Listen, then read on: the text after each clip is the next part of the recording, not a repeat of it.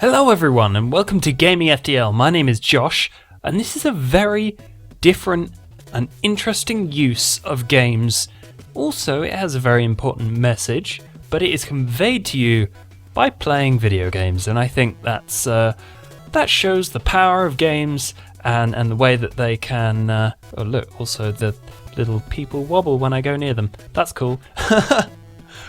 It shows you the power of conveying a complex message through the simplicity of puzzle mechanics. Now, this is a story of how harmless choices can make a harmful world. These little cuties here are 50% triangles and 50% squares, and 100% slightly shapist, but only slightly.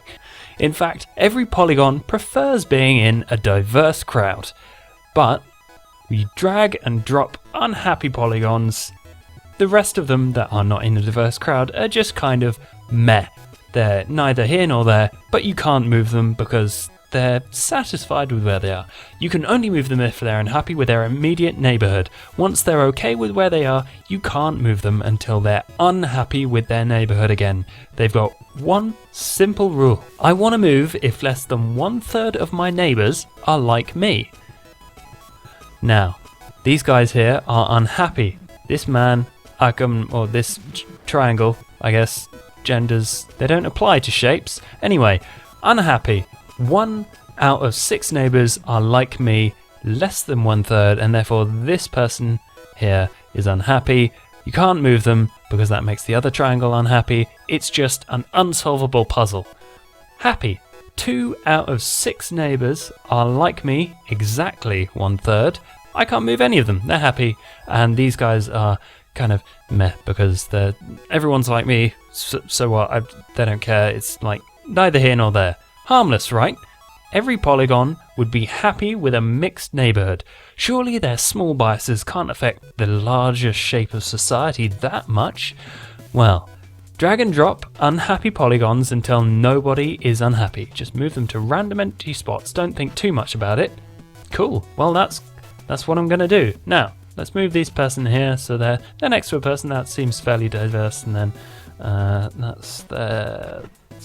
this person seems to be unhappy over there. That doesn't work out there, so we're going to have to move them there. Does that work if I put them there?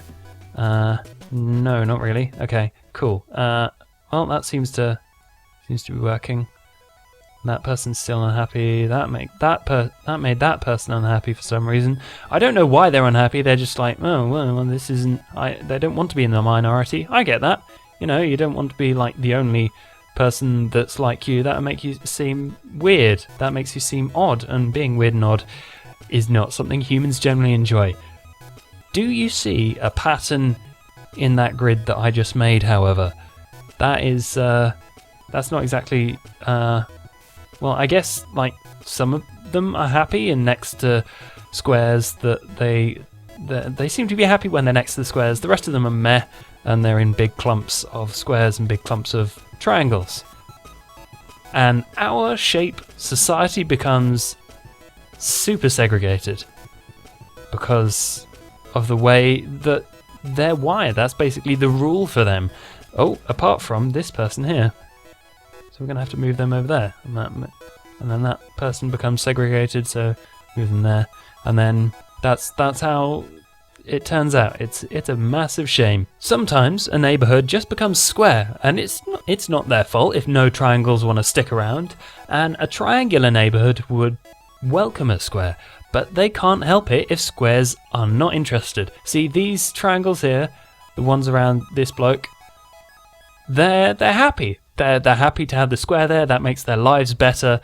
However, the square is unhappy because it's in a minority.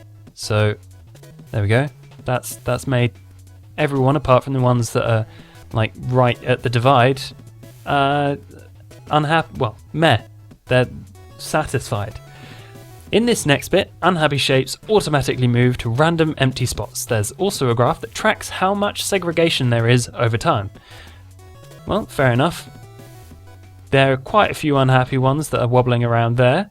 Fair enough. So let's start moving them. They just randomly move until like it's stable.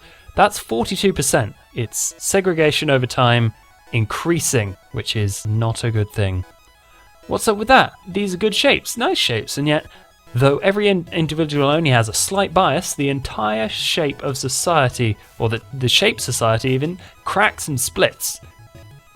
Small individual bias can lead to large collective bias. Equality is an unstable equilibrium. The smallest of bias can push a whole society past the tipping point.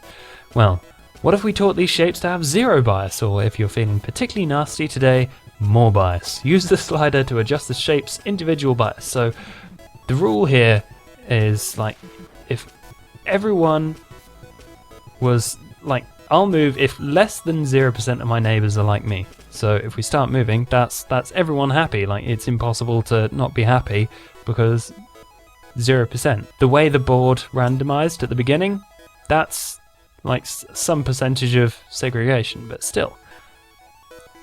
We randomly generate a new board, that's 4%. You know, if they're happy, then they're happy. And that's good. Right, let's change that to like 50%.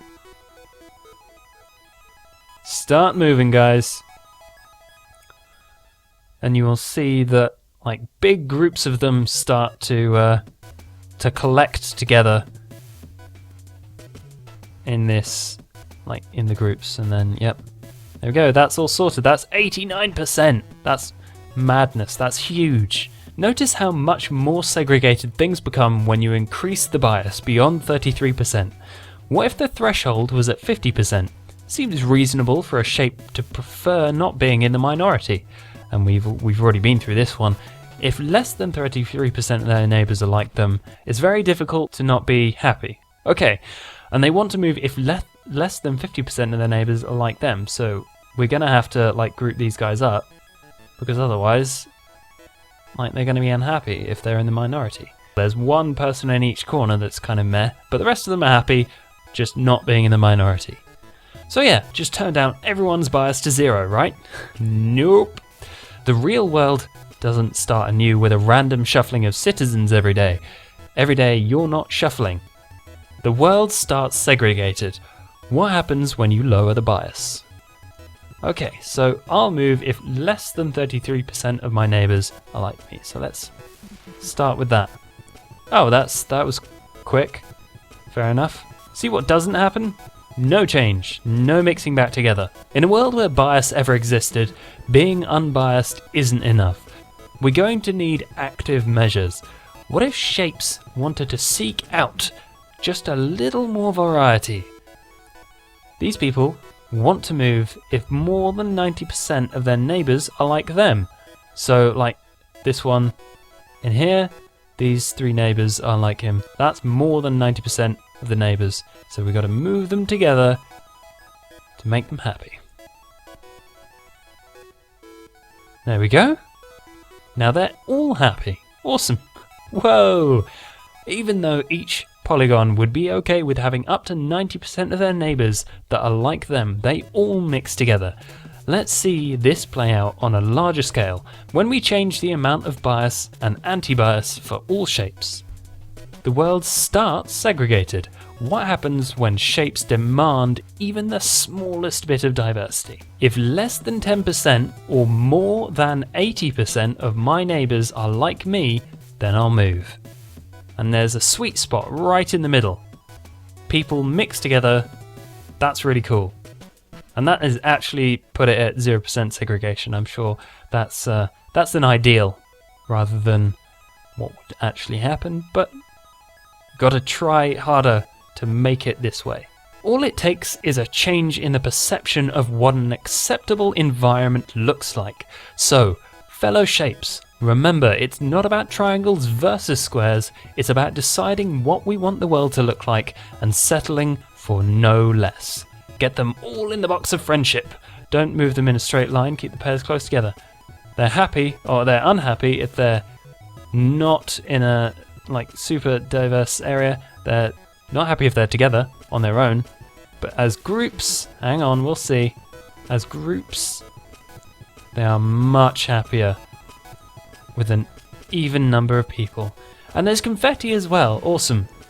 At first, going out on your own can be isolating, but by working together, step by step, we'll get there. Nice! Big old spaces in between them, but everyone seems to be mixed in nicely, even though there are way more squares than everyone else. That's really cool. That's a really, really easy and interesting way of visualizing exactly what the act of integrating people looks like. And wrapping up, small individual biases can lead to large collective biases. When someone says a culture is shapist, they're not saying the individuals in it are shapist, they're not attacking you personally. The past haunts the present. Your bedroom floor doesn't stop being dirty just because you stop dropping food all over the carpet. Creating equality is like staying clean. It takes work, and it's always a work in progress. Demand diversity near you. If small biases create the mess we're in, small anti-biases might fix it. Look around you. Your friends, your colleagues, that conference you're attending, you're all triangles. You're missing out on some of the amazing squares in your life. That's unfair to everybody. Reach out beyond your immediate neighbours. Thank you for watching this video. Thank you to both V Hart and Nikki Case for making this blog post. I hope that this video has given you something to think about, because it certainly expanded my understanding of how these biases work. Goodbye everyone.